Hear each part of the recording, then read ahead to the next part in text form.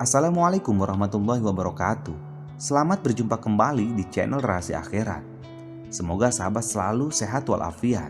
Pada episode kali ini kita akan membahas tentang taubatnya wanita pendosa.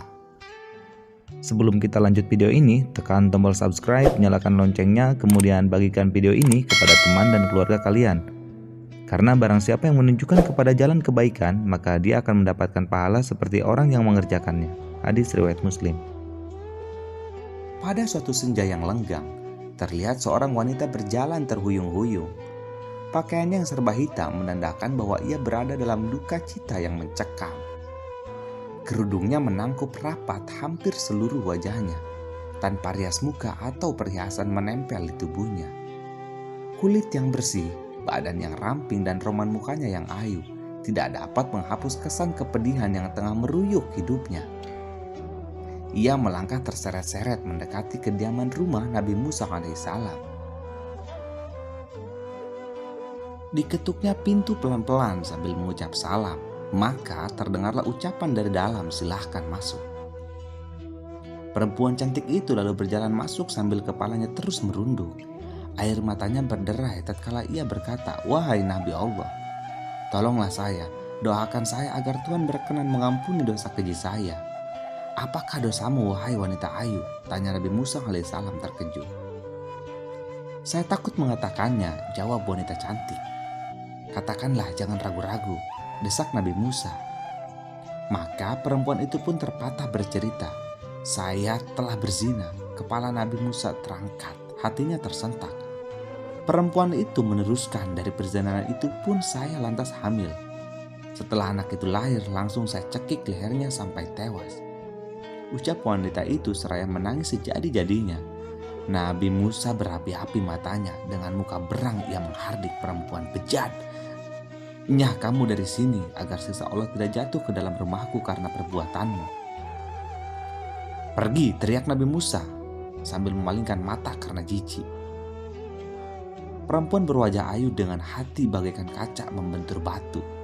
Hancur luluh, segera bangkit dan melangkah surut. Dia terantuk-antuk keluar dari dalam rumah Nabi Musa. Ratap tangisnya sangat memilukan. Ia tak tahu harus kemana lagi hendak mengadu.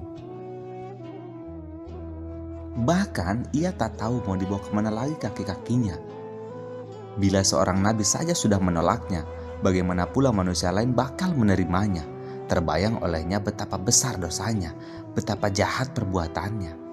Ia tidak tahu bahwa sepeninggalnya malaikat Jibril turun mendatangi Nabi Musa. Sang Ruhul Amin, Jibril lalu bertanya, "Mengapa engkau menolak seorang wanita yang hendak bertobat dari dosanya? Tidakkah engkau tahu dosa yang lebih besar daripadanya?" Nabi Musa terperanjat. Dosa apakah yang lebih besar dari kekejian wanita pezina dan pembunuh itu? Maka Nabi Musa dengan penuh rasa ingin tahu bertanya kepada Jibril, "Betulkah ada dosa yang lebih besar daripada perempuan yang nista itu?" "Ada," jawab Jibril dengan tegas. "Dosa apakah itu?" tanya Musa kian penasaran. "Orang yang meninggalkan sholat dengan sengaja dan tanpa menyesal. Orang itu dosanya lebih besar daripada 1000 kali berzina." Mendengar penjelasan ini, Nabi Musa kemudian memanggil wanita tadi untuk menghadap kembali kepadanya. Ia mengangkat tangan dengan khusyuk untuk memohonkan ampunan kepada Allah untuk perempuan tersebut. Nabi Musa menyadari orang yang meninggalkan sembahyang dengan sengaja dan tanpa penyesalan adalah sama saja seperti berpendapat bahwa sembahyang itu tidak wajib dan tidak perlu atas dirinya. Berarti seakan-akan menganggap remeh perintah Tuhan. Bahkan seolah-olah menganggap Tuhan tidak punya hak untuk mengatur dan memerintah hambanya. Sedangkan orang yang bertobat dan menyesali dosanya dengan sungguh-sungguh berarti masih mempunyai iman di dadanya dan yakin bahwa Allah itu berada di jalan ketaatan kepadanya. Itulah sebabnya Tuhan pasti mau menerima kedatangannya. Dikutip dari buku 30 Kisah Teladan Kiai Habibie Abdurrahman Ar-Raisi, dalam hadis Nabi SAW disebutkan, orang yang meninggalkan sholat lebih besar dosanya dibanding dengan orang yang membakar 70 buah Al-Quran, membunuh 70 nabi, dan bersetubuh dengan ibunya di dalam Ka'bah. Dalam hadis yang lain disebutkan bahwa orang yang meninggalkan sholat sehingga terlewat waktu, kemudian ia mengqadhonya, maka ia akan disiksa dalam neraka selama satu hukum. Satu hukum ada 80 tahun, satu tahun terdiri dari 360 hari. Sedangkan 1 hari di akhirat perbandingannya adalah 1000 tahun di dunia.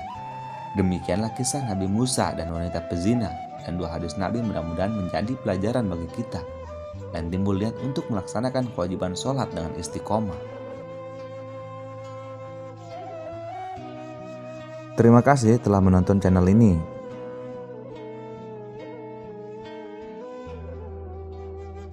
Wallahu a'lam bishawab.